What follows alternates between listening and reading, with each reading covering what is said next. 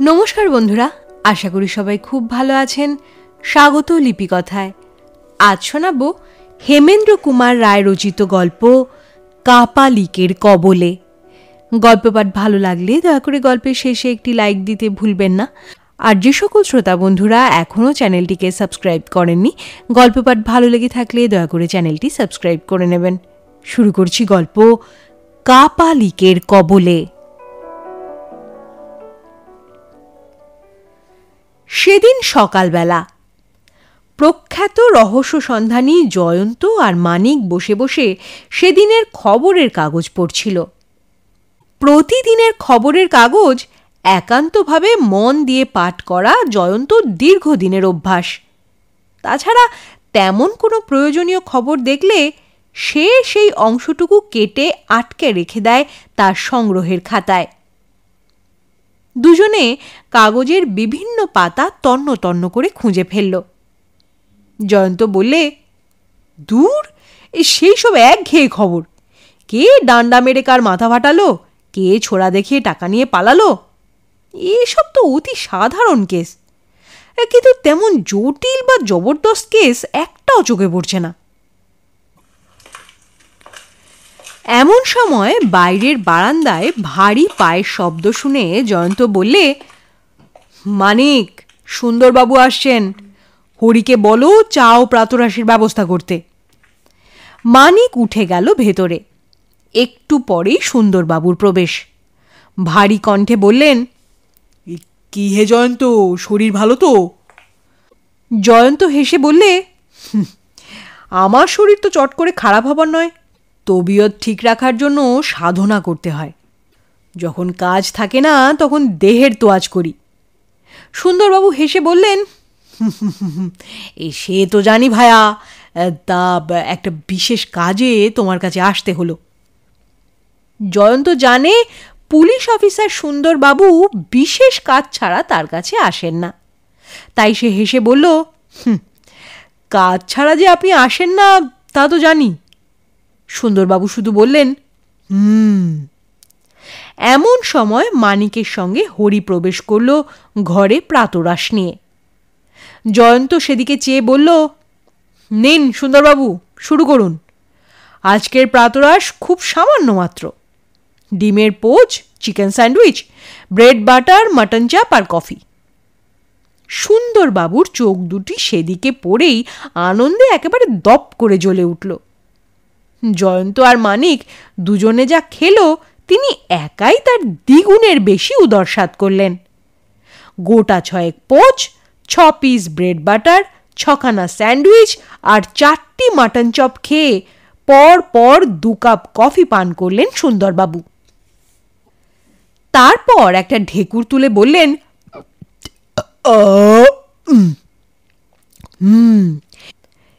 এবারে আমার বক্তব্যটা শোনো জয়ন্ত। জয়ন্ত আর মানিকের প্রাতরাশ ও কফি পান আগেই শেষ হয়েছিল। মানিক চিরদিনই সুন্দরবাবুর সঙ্গে ঠাট্টা তামাশা করতে অভ্যস্ত, তাই সে বলল, আপনার সব চিন্তাগুলো ওই খাবারের স্তূপে চাপা পড়ে যায়নি তো সুন্দরবাবু? সুন্দরবাবু বললেন, থামো তো হে ডেপো ছোকরা, খাবার গেল পেটে আর চিন্তা আছে মগজে, এই খাবার কি করে চিন্তাকে চাপা দেবে শুনি? তা বটে, তা বটে বলে মানিক হাসলো একটু। সুন্দরবাবু বললেন, এই ঘটনাটা হলো, পলাশপুরের জমিদাররা 3 পুরুষ ধরে কলকাতায় বাস করেন। অবশ্য জমিদারি এখন নেই, তবে জোতদারি দেশে আছে, আর কলকাতায় আছে ব্যবসা বাণিজ্য। মোটামুটি দিন তাই ভালোই কাটে। জমিদারের একমাত্র পুত্র গত 3 দিন হলো নিখোঁজ। তিনি আবার এক MLA-র বন্ধু, ফলে মিনিস্ট্রি মহল থেকে চাপ এসে পড়েছে। আমাদের তো না বিশ্বাস উঠেছে, কি যে করি তার ঠিক নেই, চাকরি রাখা দায়। ওই ব্যাপারে যদি কোনো সাহায্য পাই সেই আশায়। এই খবরটা তো কাল কাগজে পড়েছি। হ্যাঁ, তা ছেলেটার বয়স কত হবে? বয়স আর কত হবে, বর্তমান জমিদারের বয়স প্রায় 35, তার 3 মেয়ের পর 1 ছেলে, সবার ছোট, একমাত্র ছেলে, তাই আদর খুব। বয়স বছর 6 হবে। এইটুকু ছেলে অদৃশ্য হলো কি করে? আশ্চর্য ঘটনা, তাতে সন্দেহ নেই। এদের বিরাট দোতলা বাড়ি শোভাবাজার অঞ্চলে। তবে বাড়ির পেছনে অর্থাৎ খিড়কির দিকেও একটা দরজা ছিল। ওই দরজা দিয়ে পেছনের গলিতে যাওয়া যায়। সামনে দারোয়ান থাকে, সে কিন্তু খোকাকে বের হতে দেখেনি। অথচ বেলা 1টা থেকে 3টের মধ্যে ছেলে উধাও। জয়ন্ত বললে, ছেলে প্রধানত 3টি কারণে উধাও হয় সুন্দরবাবু। প্রথমে হলো তাদের ধরে চোখ কানা, হাত ভাঙা ইত্যাদি করে পরে জিভ কেটে ভিক্ষে করানো হয়। এ দল পৃথক দল। এরা অনেক ছেলে এমনিই পোষে। একটা ছেলে রোজ 10-12 টাকা করে উপার্জন করে, অথচ তারা মাত্র 2 টাকার মতো খেতে পায়। এটাকে বলে ভিখিরি ব্যবসা। তাই অনেক বুদ্ধিমান লোক ছোট্ট ছেলে ভিখিরিদের পয়সা দেয় না। দ্বিতীয় কারণ হলো ছেলে চুরি করে মোটা টাকা মুক্তিপণ দাবি করা। বিদেশে এটা বেশি হয়, এদেশেও হয়। পৃথিবীর সেই বিখ্যাত লিন্ডেনবার্গ হত্যা রহস্য সেই মুক্তিমূল্য আদায়ের জন্য শিশু চুরির ঘটনাকে কেন্দ্র করেই ঘটেছিল। শিশু চুরির তৃতীয় কারণ হলো শিশুদের ধরে নিয়ে গিয়ে বিদেশে বিক্রি করা। সাধারণত মেয়েদের ধরেই এভাবে বিদেশে বিক্রি করা হয়। অনেক পুরুষদেরও তা করা হয়, তবে তাদের ক্রেতা বেশি মেলে না। তাই এ সন্দেহ থেকে এই ঘটনাকে বাদ দেওয়াই যায়। যাই হোক, কে বা কারা কি উদ্দেশ্যে এই চুরি করেছে তা যদি খুঁজে বের করতে হয়, তাহলে সবার আগে অকুস্থলে যাওয়া কর্তব্য, তাই নয় কি? তা তো বটেই, বললেন সুন্দরবাবু। হ্যাঁ, তাহলে চলো আমরা সেখান থেকে ঘুরে আসি। জয়ন্ত বললে, সুন্দরবাবু কি এর আগে সেখানে গিয়েছিলেন নাকি? সুন্দরবাবু দীর্ঘশ্বাস ফেলে বললেন, তা গিয়েছিলাম বটে, তবে কোনো সূত্র দেখতে পাইনি। জয়ন্ত বললে, আমরাও যে সূত্র পাবো তেমন কোনো কথা নেই, তবে চলুন দেখা যাক কতদূর কি হয়। মানিক, তুমি ভাই দীপাকে নিয়ে এসো। সুন্দরবাবু বললেন, এই দীপা আবার কে? এই মেয়ে গোয়েন্দা নাকি? জয়ন্ত হেসে বলল, এক হিসেবে বলতে পারেন। দীপা হলো একটি মেয়ে কুকুর। বিমলবাবুর বাঘের মতো এর ঘ্রাণ শক্তিও খুব তীব্র। তার উপরে নিয়মিত ট্রেনিং নিতে হচ্ছে একে। আশা করি কোনো একদিন নিশ্চয়ই ও সফল হবে, হয়তো বিরাট কোনো একটা তদন্তে। সুন্দরবাবু বললেন, দেখা যাক, চলো এবার আমরা শোভাবাজারের দিকে যাত্রা করি। ততক্ষণে মানিক দীপাকে নিয়ে এসেছিল। তারা বাইরে এসে একটা ট্যাক্সি নিয়ে চলল শোভাবাজারের দিকে।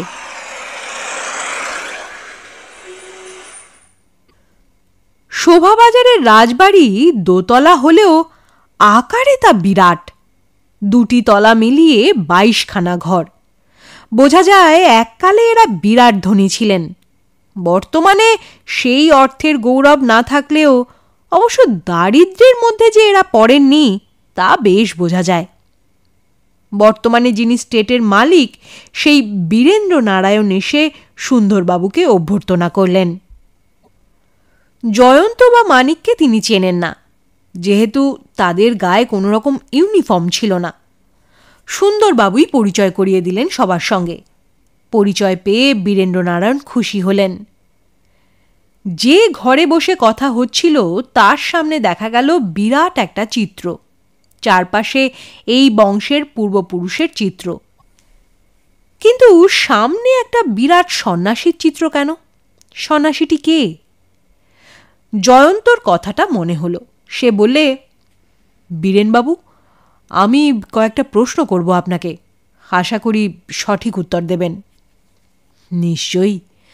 আমার ছেলে অদৃশ্য হওয়ার পর থেকে আমার স্ত্রী প্রায় অজ্ঞান।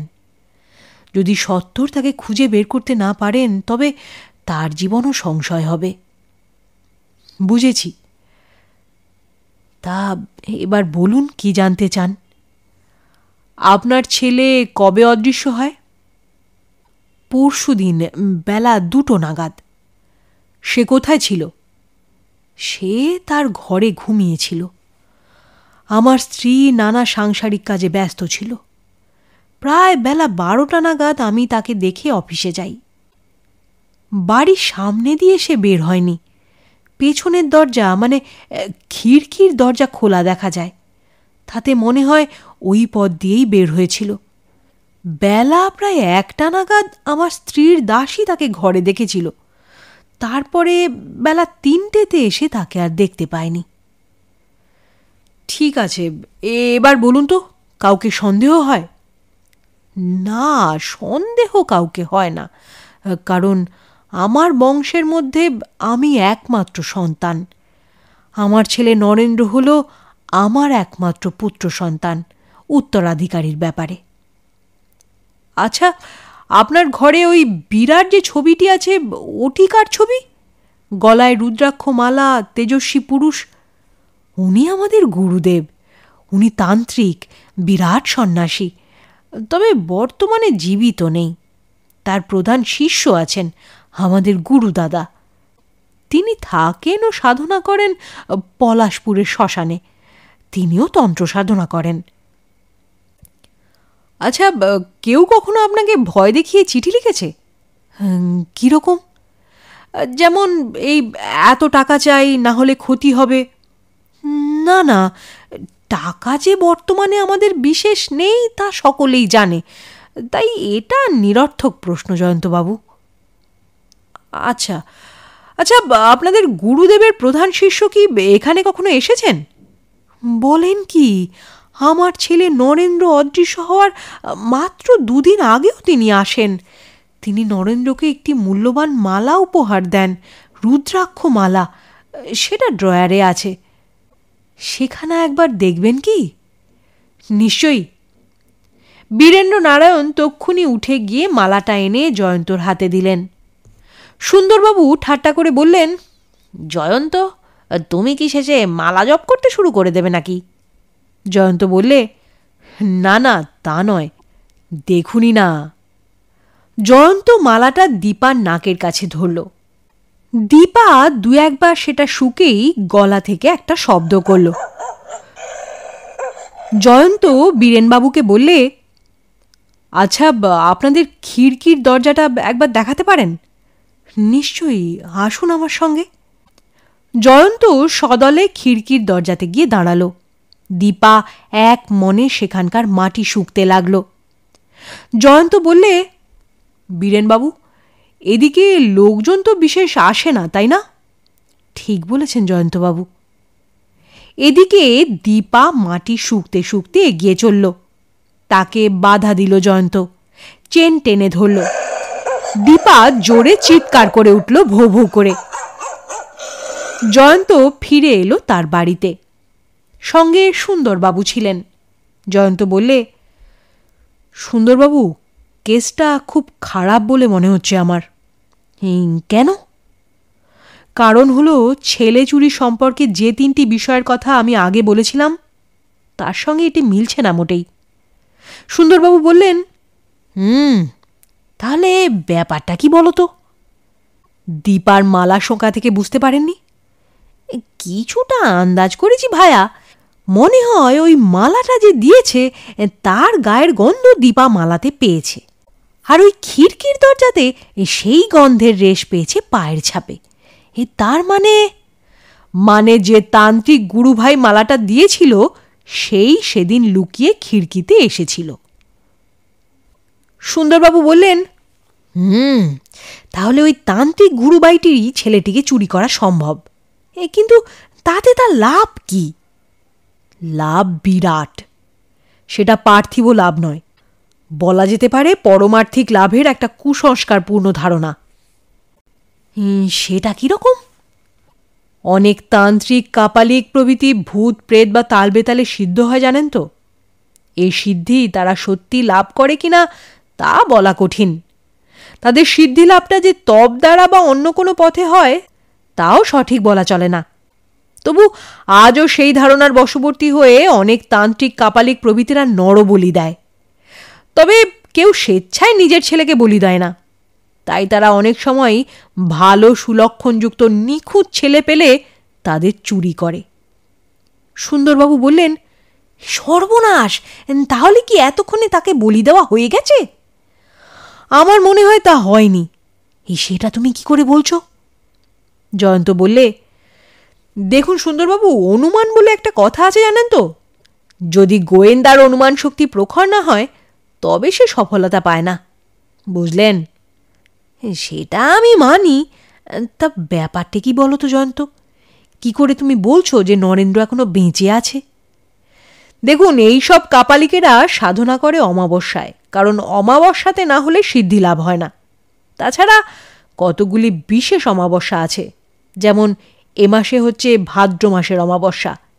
এটি একটি বিশেষ ধরনের অমাবস্যা, কারণ এই ভাদ্র মাসের অমাবস্যা প্রেত সাধনা, বেতাল সাধনা ইত্যাদির পক্ষে প্রশস্ত। আর তাই ঠিক অমাবস্যার আগেই চুরিটা হয়েছে। জয়ন্ত এক টিপ নস্যি নিয়ে মৃদু হাসল। সুন্দরবাবু বললেন, তাহলে ভায়া তোমার মতে আগামী মঙ্গলবার মানে পরশু যে অমাবস্যা? সুন্দরবাবু বাংলা ক্যালেন্ডারের দিকে তাকিয়ে বললেন। জয়ন্ত বললে, হ্যাঁ, ওই দিন সন্ধ্যার পর আমাদের প্রস্তুত থাকতে হবে। ওই দিন রাতে পলাশপুরের শ্মশানে হানা দিলেই আমরা সফল হব। কিন্তু কোথায় যে এই পূজা সাধনা প্রভৃতি করবে তা জানা যাবে কি করে? অতি সহজে। দীপা তার পায়ের ও গায়ের গন্ধ চেনে, সে ঠিক খুঁজে বের করবে। সুন্দরবাবু বলে উঠলেন, ভেরি গুড, ভেরি গুড, ব্যাটাকে ঠিক বাগে পাওয়া গেছে। তবে সে কি এ কাজ প্রথম করছে না আগেও করেছে তা আমি বলতে পারবো না। এইসব তান্ত্রিকেরা যে শতাধিক নরবলি দেয় এমন ঘটনাও জানা গেছে। অমাবস্যা অভিযানের জন্য রেডি হতে পারি কি? নিশ্চয়ই। আর ওই সময়ের আগে পলাশপুরের ওসিকে একটা তার করে দিন বা ফোনে জানিয়ে দিন যে আমরা অভিযানে বের হব এবং সেখানে যাব। তবে বিস্তারিত কিছু জানাবেন না। ঠিক আছে। সুন্দরবাবু উঠে দাঁড়ালেন। অমাবস্যার গভীর রাত, সারা বিশ্ব প্রকৃতির যেন থমথম করছে। আকাশে কালো মেঘ, চাঁদ নেই, তারাটা পর্যন্ত মেঘের আড়ালে ঢাকা পড়ে গেছে। এমনই ভয়াবহ রাতে পলাশপুরের শ্মশানটা যেন আরও ভয়াবহ রূপ ধারণ করেছে। এত রাতে লোকজন কেউ পথে বের হয় না, আর শ্মশানের দিকে তো ভয় কেউ আসেই না এমন রাতে। কারো বাড়িতে রাতে কেউ মারা গেলে পরদিন সকালের আগে কেউ সাহস পায় না এখানে আসতে। এমনই রাতে শ্মশানের কালী মন্দিরের থেকে কিছু দূরে একটা নির্জন অংশে বসে সাধনা করছিল একজন কাপালিক। তার গলায় হাতে রুদ্রাক্ষের মালা, বয়স 25-26, পরনে টকটকে লাল একটা কাপড়। তার সামনে একটা ভয়াবহ মহাভৈরব মূর্তি। মূর্তিটা 5টি মরার খুলির ওপরে রাখা।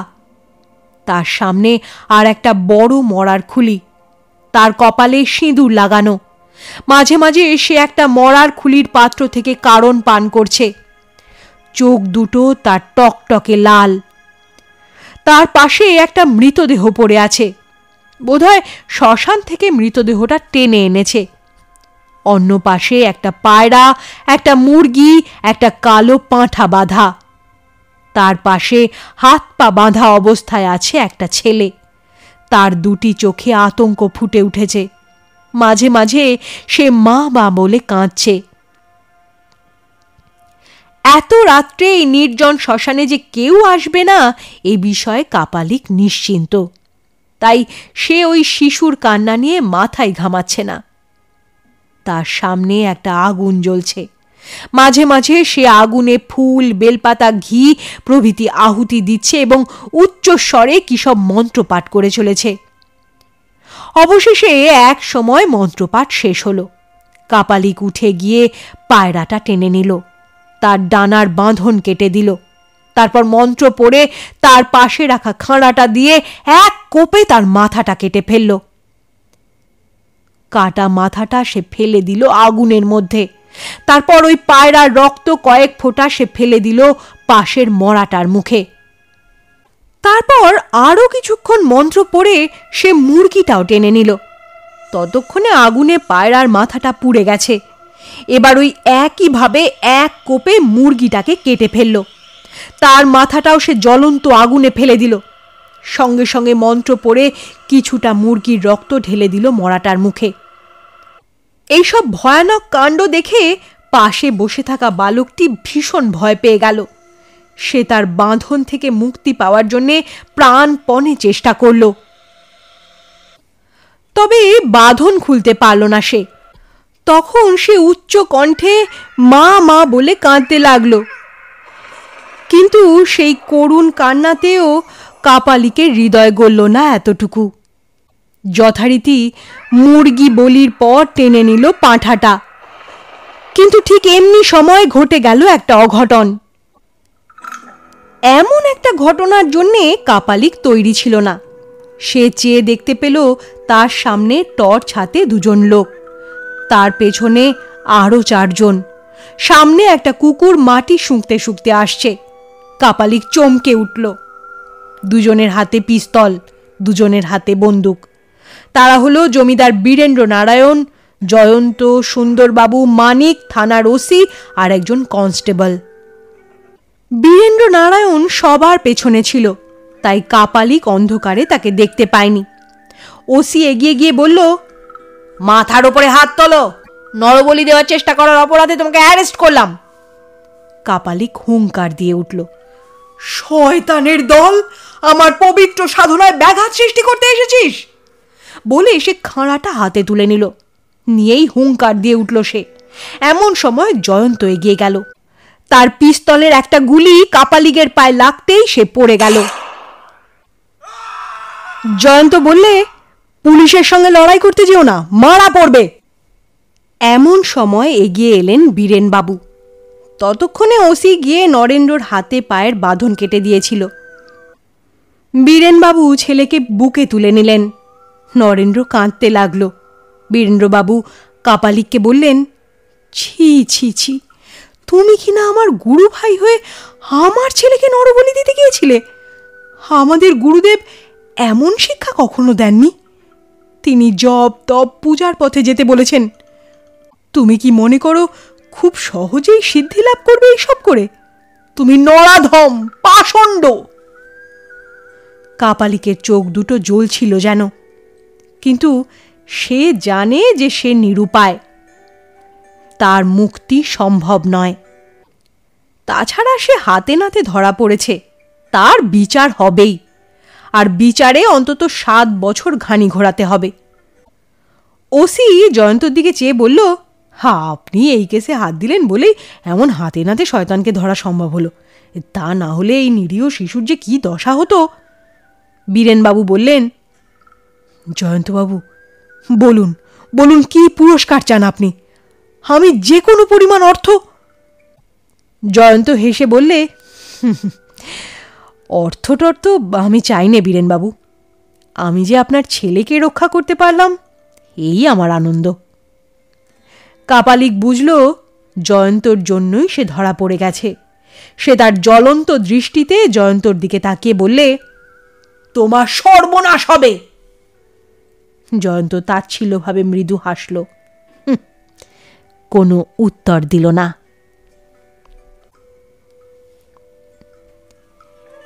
শেষ হলো গল্প। গল্প পাঠ ভালো লেগে থাকলে দয়া করে চ্যানেলটি সাবস্ক্রাইব করে নেবেন, আর বেল বাটনটি প্রেস করলে আমার পরবর্তী গল্পের নোটিফিকেশন আপনারা পেয়ে যাবেন। আপনারা চাইলেই গল্পটিকে আপনাদের বন্ধুবান্ধব প্রিয়জনদের সাথে শেয়ার করে নিতে পারেন। সবাই খুব ভালো থাকবেন, সুস্থ থাকবেন। অনেক ধন্যবাদ।